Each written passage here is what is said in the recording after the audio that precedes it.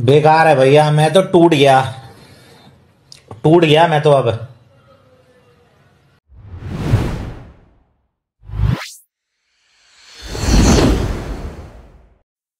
So guys welcome to daily football madness. और एक madness चल रही है ट्रांसफर मार्केट के अंदर। और बार्सिलोना की फाइनेंशियल सिचुएशन के ऊपर बात करेंगे, Harry Kane to Bayern Munich and Tottenham के ऊपर बात करेंगे। लेकिन सबसे पहले जो ब्रेकिंग न्यूज ये है कि लिवरपूल जो है वो हाईजैक कर चुकी हुई है कैसाइडो की डील फ्रॉम चेल्सी। एंड हम सबको पता है कि चेल्सी के बहुत मतलब 1.5 महीने से जो मेन टारगेट है चेल्सी का, उन्होंने इतनी ज्यादा साइनिंग्स कर ली, मतलब मैं काउंट भी नहीं कर सकता।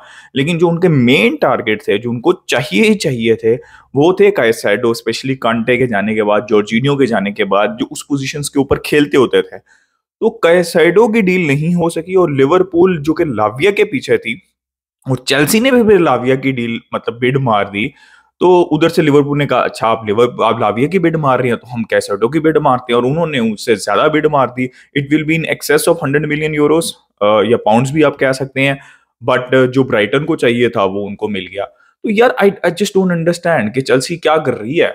मतलब उठ हर जगह से वो प्लेयर उठा रही है, ओवर पे भी कर रही है, अंडर पे भी कर रही है, बिल्कुल सही भी पे भी कर रही है। लेकिन जो मेन प्लेयर उनको चाहिए, ठीक है, उसके लिए उन्होंने चलो थोड़ा सा ओवर पे भी करना पड़ जाए। आजकल की ट्रांसफर मार्केट में ना कोई फाइनेंशियल सिचुएशन का इशू है। मैं आई थिंक बाबा की स्ट्रीम के अंदर किसी की लाइव में बैठ के बाबा से को ये कह रहा था कि मुझे समझ नहीं लग रही कि चेल्सी का मेन टारगेट कैसे सेट हुआ माउंट के जाने के बाद। तो मतलब क्यों कर रही है चेल्सी 10-15 मिलियन मेन टारगेट के ऊपर ओवर पे करने में हर्जी क्या है? आप अपनी ट्रांसफर मार्केट क्लोज करो। कैसेटो की डील हो जाती, इनकी ट्रांसफर मार्केट क्लोज हो जानी थी। अब जाओ। अब जितना कैसेडो के लिए ओवरपे नहीं करना चाहते थे, अब इनको साउथहैम्पटन को लाविया के लिए ओवरपे करना पड़ेगा। ठीक है। और आपका टारगेट भी नहीं मिलेगा, और लिवरपूल जो है वो आपका टारगेट उठा के ले जाएगी। तो एज पर फेब्रिजियो के वो पर्सनल टर्म्स भी एग्री हो रही हैं कैसेडो से लिवरपूल की, और ऑब्वियसली क्लब के साथ जो उनको चाहिए था वो उनको लिवरपूल से मिल गया। तो लिवरपूल को उस पोजीशन पे प्लेयर चाहिए था, उन्होंने लाविया की बिड की, उनको जितना ठीक लग रहा था उन्होंने रिजेक्ट कर दी 3-4 बिड। उन्होंने फिर कैसेडो की बिड की, उनको उनको पता था कि किस पॉइंट पे ये डील हो जाएगी, और इवेंचुअली वो डील हो गई। और उनको मतलब ऑब्वियसली कैसेडो अगर लिवरपूल चले जाते हैं, जो कि अभी हेयर वी को कंफर्म नहीं हुआ, तो लिवरपूल ने तो 10 दिन में अपना बिजनेस कर लिया। आप 1.5 महीने से बैठे हुए और आप अपना बिजनेस ही नहीं कर रहे। मेन प्लेयर यार, अब लिवरपूल को पता है ना उनको एक मेन प्लेयर कैसेडो लाविया चाहिए, तो वो जा रहे हैं एग्रेसिवली उसके ऊपर जा रहे हैं। और चेल्सी 1.5 महीने से वेट कर रही है, निगोशिएट कर रही है। अब मुझे बताओ, आपके पास अब लाविया के लिए ओवर पे करना पड़ेगा आपको, लाविया ही बचा और कौन सा बचा प्लेयर मार्केट के अंदर? तो मुझे नहीं समझ लगी कि चेल्सी की स्ट्रेटेजी क्या है। यंग प्लेयर्स के ऊपर पैसे दे ही जाते हैं, दे ही जाते हैं। जो प्लेयर चाहिए, जो जरूरी है, जो फर्स्ट टीम प्लेयर चाहिए, उसके ऊपर 10-15 मिलियन पे नहीं करने। तो फाइनेंशियल सिचुएशन भी का कोई मसला नहीं, हर जगह प्लेयर जो है वो दुनिया के हर कोने से वो प्लेयर बाय कर रहे हैं। और ऐसा नहीं है कि उनको प्लेयर्स की सेल में पैसा नहीं मिला। तो वो इस तरह भी चेल्सी बहुत अच्छा जो है वो क्लब बहुत अच्छी तरीके से रन होता है club.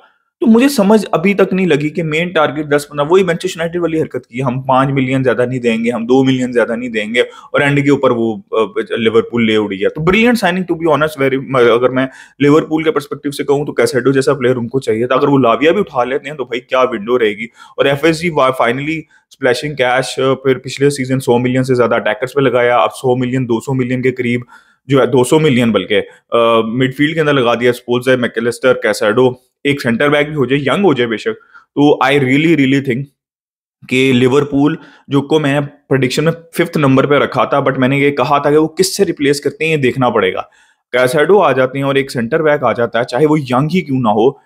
Liverpool are set to compete with Arsenal, Manchester United and specially Manchester City for the Premier League title. और ये चीज रिक्वायरमेंट थी। अब पूरा स्क्वाड ओवरहॉल ऑलमोस्ट हो रहा है पिछले 1-1.5 साल से, तो उसके लिए पैसे की जरूरत होती है। लोग कहते हैं पैसे के बगैर, भाई पैसे के बगैर कुछ नहीं होता। पहले भी जब स्क्वाड ओवरहॉल हुआ था तो वो coutinho के पैसों से हुआ था, और पैसों की जरूरत होती है। तो यार ब्रिलियंट बिजनेस मेरे हिसाब से तो लिवरपूल अगर इसको कर लेती। और I don't know what's next for Chelsea, इसलिए मैंने उनको छठे नंबर पे रखा था जब मैंने प्रेडिक्शन की थी, कि बिकॉज अनसर्टेनिटी है, कुछ पता नहीं है कि क्या करना चाह रही है चेल्सी। यार Harry Kane to Bayern Munich, पहले न्यूज आ रही थी कि शायद हैरी केन जो है वो यार देखो, डेनियल लीवी बहुत मुश्किल बंदा है। उसने एग्जैक्टली अपने मुताबिक जो पैसे चाहिए थे वो बायर्न से लिए हैं, और फिर ये डील के लिए हाँ किया। वरना आप जो मर्जी कर लेते, Daniel Levy is the most मतलब tough person to negotiate with, ये बहुत मशहूर है।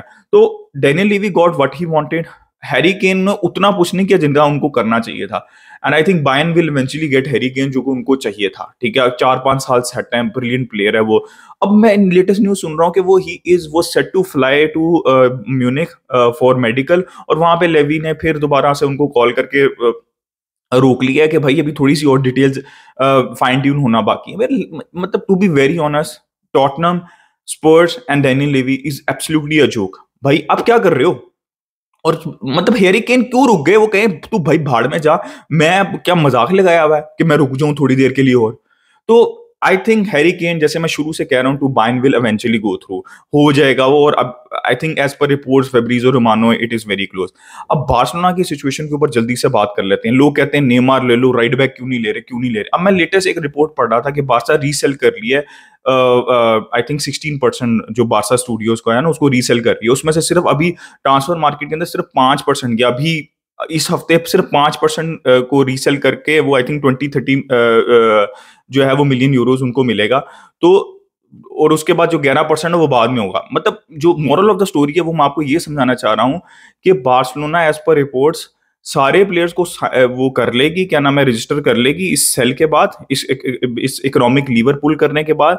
और अगर डेम्बले की भी डील गो थ्रू हो जाती है, जो कि थोड़ी सी स्टॉल के ऊपर है, कि धमकी दिया है पीएसजी ने कि भाई अभी भी तुमने पेपर नहीं साइन किया तो हम ये कैंसिल कर देंगे और नेक्स्ट ईयर फ्री में साइन करेंगे, जो मैं बिल्कुल भी नहीं चाहता। अभी 25 मिल रहा है, 30 मिल रहा है, जितना भी मिल रहा है लो और उसको निकालो। ठीक है, तो बार्सिलोना ये इकोनॉमिक लीवर पुल करने के बाद, कैसी और डेम्बले की सेल के बाद, अभी भी ये रिपोर्ट हो रहा है कि नीगो मार्टिनोस और अलोंसो को रजिस्टर नहीं कर पाएंगे जब तक वो बाकी का 11% जो है वो सेल नहीं होता, रीसेल नहीं होता बार्सा स्टूडियोज का।